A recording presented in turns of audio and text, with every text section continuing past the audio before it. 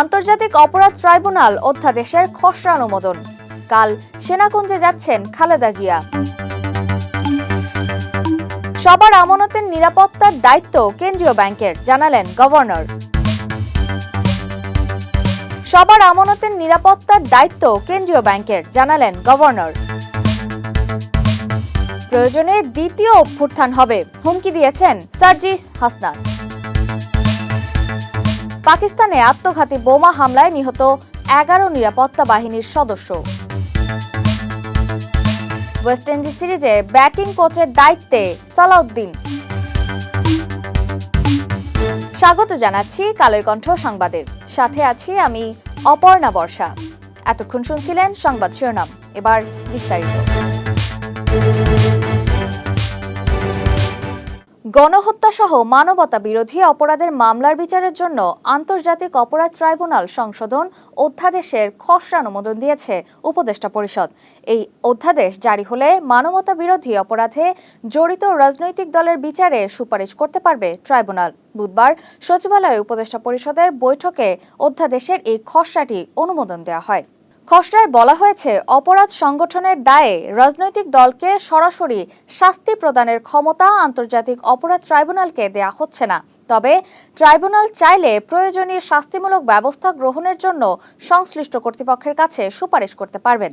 এদিকে আজ প্রথমবারের মতো সচিবালয়ে উপদেষ্টা পরিষদের বৈঠক অনুষ্ঠিত হয়। এতে প্রধান উপদেষ্টা ডক্টর মোহাম্মদ ইউনূস সহ প্রায় সব উপদেষ্টা অংশ নেন। 21 নভেম্বর সশস্ত্র বাহিনী দিবসে সেনাকুঞ্জে সংবর্ধনা অনুষ্ঠানে যোগ দিবেন বিএনপি চেয়ারপারসন খালেদা জিয়া। বৃহস্পতিবার বিকেল 3:30টায় সেনাকুঞ্জের উদ্দেশ্যে গুলশানের বাসা থেকে বের হবেন বিএনপি চেয়ারপারসন। বুধবার বিএনপি চেয়ারপারসনের একান্ত সচিব ABM আব্দুস সাত্তার এ তথ্য নিশ্চিত করেছেন। 2018 সালের পর এ প্রথম খালেদা জিয়া প্রকাশ্যে কোনো কর্মসূচিতে অংশগ্রহণ করবেন। সেনাকুঞ্জের অনুষ্ঠানে যোগ দেওয়ার জন্য মঙ্গলবার রাতে বিএনপি চেয়ারপারসন খালেদা জিয়াকে আমন্ত্রণ জানায় প্রধান উপদেষ্টার কার্যালয়ের সশস্ত্র বাহিনী বিভাগ। সেনাবাহিনীর চিফ অবসরপ্রাপ্ত staff lieutenant general Mizanur Rahman Shamim এবং সশস্ত্র বাহিনী বিভাগের principal staff officer lieutenant general ASM Kamrul Ahsan আমন্ত্রণপত্র বিএনপি চেয়ারপারসনের কাছে পৌঁছে দেন। সেনাকুঞ্জের সংবর্ধনা অনুষ্ঠানে প্রধান উপদেষ্টা ডক্টর মোহাম্মদ ইউনূসের প্রধান অতিথি হিসেবে উপস্থিত থাকার কথা রয়েছে। বাংলাদেশ ব্যাংকের governor doctor Ahsan H Mansur বলেছেন, সবার আমানতে নিরাপত্তার দায়িত্ব কেন্দ্রীয় ব্যাংকের।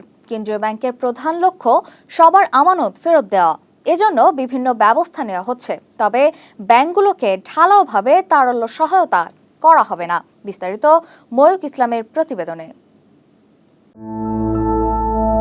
বাংলাদেশ ব্যাংকের governor doctor Ahsan H Mansur বলেছেন, সবার আমানতের নিরাপত্তার দায়িত্ব কেন্দ্রীয় ব্যাংকের। কেন্দ্রীয় ব্যাংকের প্রধান লক্ষ্য সবার আমানত ফেরত দেওয়া।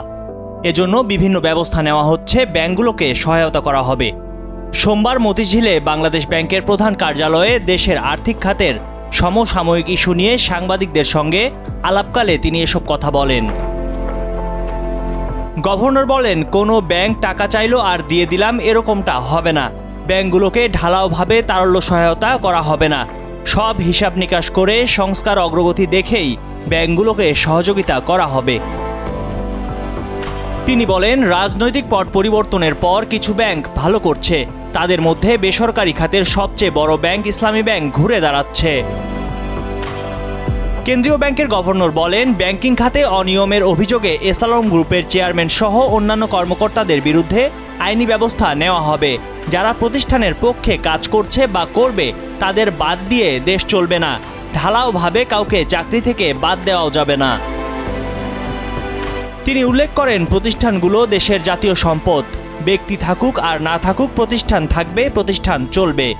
এসব বড় শিল্পগ্রুপের সঙ্গে বহু মানুষের জীবিকা জড়িত। এসব প্রতিষ্ঠানকে কিভাবে আরও শক্তিশালী করা যায় সে বিষয়েও সরকার কাজ করছে। ময়ূক ইসলাম, কালের কণ্ঠ। বৈষম্য বিরোধী ছাত্র আন্দোলনের সমন্বয়ক সার্জিস আলম বলেছেন, আওয়ামী লীগকে কোনো নির্বাচনে অংশগ্রহণ করতে দেয়া হবে না, প্রয়োজনে ফের অভ্যুত্থান হবে। এদিকে বৈষম্য বিরোধী ছাত্র আন্দোলনের আহ্বায়ক হাসনাত আব্দুল্লাহ ফেসবুকে এক পোস্টে বলেছেন, দিল্লিকে কেবলা বানিয়ে ক্ষমতার মসনদে যাওয়ার আকাঙ্ক্ষা জনগণের মুক্তির নিয়তের সঙ্গে বিশ্বাসঘাতকতা। ময়ূক ইসলামের আরেকটি প্রতিবেদন। বৈষম্য বিরোধী ছাত্র আন্দোলনের সমন্বয়ক সার্জিস আলম বলেছেন, আওয়ামী লীগকে কোনো নির্বাচনে অংশগ্রহণ করতে দেওয়া হবে না, প্রয়োজনে ফের অভ্যুত্থান হবে। এদিকে বৈষম্য বিরোধী ছাত্র আন্দোলনের আহ্বায়ক হাসনাত আব্দুল্লাহ ফেসবুক স্ট্যাটাসে বলেছেন, দিল্লিকে কাবিলা বানিয়ে ক্ষমতার মসনদে যাওয়ার আকাঙ্ক্ষা জনগণের মুক্তির নিয়তের সঙ্গে বিশ্বাসঘাতকতা। 19 নভেম্বর খুব কাছাকাছি সময়ে তারা দুজন ফেসবুকে স্ট্যাটাস দিয়েছেন। বৈষম্য বিরোধী ছাত্র আন্দোলনের সমন্বয়ক সার্জিস আলম বলেছেন, গণহত্যার বিচারের পূর্বে আওয়ামী লীগকে কোনো নির্বাচনে অংশগ্রহণ করতে দেওয়া হবে না, প্রয়োজনে দ্বিতীয় অভ্যুত্থান হবে। মঙ্গলবার দুপুরে সামাজিক যোগাযোগ মাধ্যম ফেসবুকে দেওয়া এক পোস্টে এসব কথা বলেন তিনি।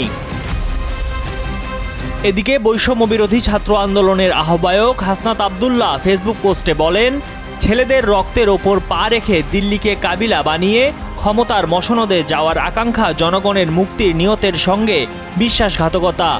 আওয়ামী পুনর্বাসনের জন্য যারা উদ্যোগ নেবে তাদেরকে ইতিহাস গণশত্রু হিসেবে চিহ্নিত করবে।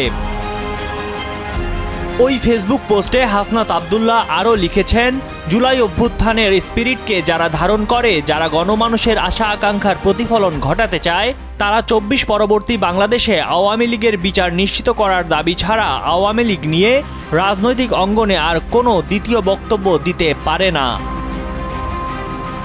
এর আগে সোমবার অন্তর্বর্তী সরকারের যুব ও ক্রীড়া মন্ত্রণালয়ের উপদেষ্টা আসিফ মোহাম্মদ সজীব ভুঁইয়া এক আলোচনা সভায় বলেন, সরকারের পক্ষ থেকে যখন আওয়ামী লীগকে নিষিদ্ধের কথা বলা হয়, তখন রাজনৈতিক দলগুলো তাদের বক্তৃতায় সেটির বাধা দেওয়ার চেষ্টা করছে। 1945 সালে জার্মানির ফ্যাসিস্ট নাৎসি পার্টিকে যদি নিষিদ্ধ করা হয় এবং এখনও তারা নিষিদ্ধ রয়েছে, সেখান থেকেই বোঝা উচিত আওয়ামী লীগের পরিণতি কী হওয়া উচিত। এদিকে সম্প্রতি ভারতীয় সংবাদ মাধ্যম দ্য হিন্দুকে দেওয়া এক সাক্ষাৎকারে প্রধান উপদেষ্টা ডক্টর মোহাম্মদ ইউনূস বলেছেন, আগামী নির্বাচনে সব রাজনৈতিক দলের অংশগ্রহণ নিশ্চিতের পক্ষে বিএনপি যে অবস্থান নিয়েছে তা উপেক্ষা করা হবে না। ডক্টর ইউনূসের কাছে প্রশ্ন রাখা হয়, আওয়ামী লীগ কি নির্বাচনে প্রতিদ্বন্দ্বিতার সুযোগ পাবে? জবাবে তিনি বলেন, এটা ইতিমধ্যেই ঘোষিত হয়েছে। ডক্টর ইউনূস বলেন, রাজনৈতিক দলের বিষয়ে কোনো সিদ্ধান্ত নিতে চায়নি অন্তর্বর্তী সরকার। বিএনপি বলেছে, সব রাজনৈতিক দল অবশ্যই নির্বাচনে প্রতিদ্বন্দ্বিতা করবে, সুতরাং তারা ইতিমধ্যে রায় দিয়েছে। ময়ূক ইসলাম, কালের কণ্ঠ। পাকিস্তানে আত্মঘাতী বোমা হামলায় অন্তত 11 জন নিরাপত্তা বাহিনীর সদস্য নিহত এবং বেশ কয়েকজন আহত হয়েছেন। স্থানীয় সময় বুধবার গোয়েন্দা ও নিরাপত্তা কর্মকর্তারা এসব তথ্য জানিয়েছে বলে এপির প্রতিবেদনে বলা হয়েছে, ওই আত্মঘাতী হামলাকারী তার নিজের বিস্ফোরক বোঝাই গাড়িতে বিস্ফোরণ ঘটায়। মঙ্গলবার সন্ধ্যায় পাকিস্তানের অশান্ত খাইবার পাখতুনখোয়া প্রদেশে বান্নুর একটি নিরাপত্তা চৌকিতে এই বিস্ফোরণ ঘটে। সাম্প্রতিক সময়ে সবচেয়ে বড় প্রাণঘাতী হামলার মধ্যে এটি একটি।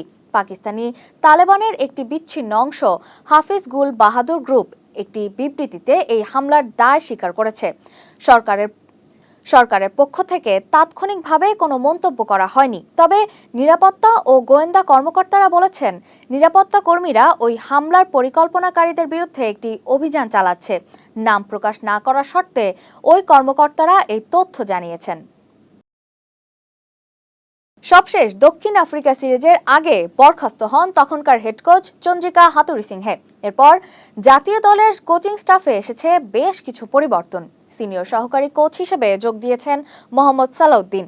এক যুগেরও বেশি সময় পর জাতীয় দলের সঙ্গে দেখা যাচ্ছে দেশি কাউকে। ওয়েস্ট ইন্ডিজ সিরিজে একটি বাড়তি দায়িত্বও সামলাতে হবে তাকে। এই সফরে দলের সঙ্গে নেই ব্যাটিং কোচ ডেভিড হেম। তার জায়গায় ক্যারিবিয়ানদের পক্ষে ব্যাটিংয়ের দায়িত্ব সামলাবেন সালাউদ্দিন। 2023 সালের মে মাসে হাই পারফরমেন্স দলে যোগ দেন তিনি। এরপর তাকে নিয়ে আসা হয় জাতীয় দলে। এখন আবার হেমকে পুরনো দায়িত্ব ফিরিয়ে দেওয়া হচ্ছে বলে জানিয়েছে BCB cricket operation manager Shahriar Nafees. এজন্যই তিনি ওয়েস্ট ইন্ডিজ সফরে দলের সঙ্গে যাননি। এদিকে জাতীয় দলের পারফরম্যান্স অ্যানালিস্ট মহসিন শেখও এই সিরিজে নেই। আবুধাবি টি-20 লিগে বাংলা টাইগার্সের সঙ্গে কাজ করেছেন তিনি। তার জায়গায় ভারতের অক্ষয় হীরামাতকে নিয়েছে বিসিবি। আজকের কালের কণ্ঠের সংবাদ এই পর্যন্তই। কালের কণ্ঠের সর্বশেষ সংবাদ পড়তে ভিজিট করুন www.kalerkontho.com। ফেসবুকে সংবাদের ভিডিও ও অনুষ্ঠান দেখতে ভিজিট করুন facebook.com/kalerkontho এবং facebook.com/kalerkontho ডিজিটালে। আর ইউটিউবে সব ভিডিও স্টোরি দেখুন আমাদের ইউটিউব চ্যানেল কালের কণ্ঠ এবং কালের কণ্ঠ ডিজিটালে। সাথে থাকার জন্য ধন্যবাদ।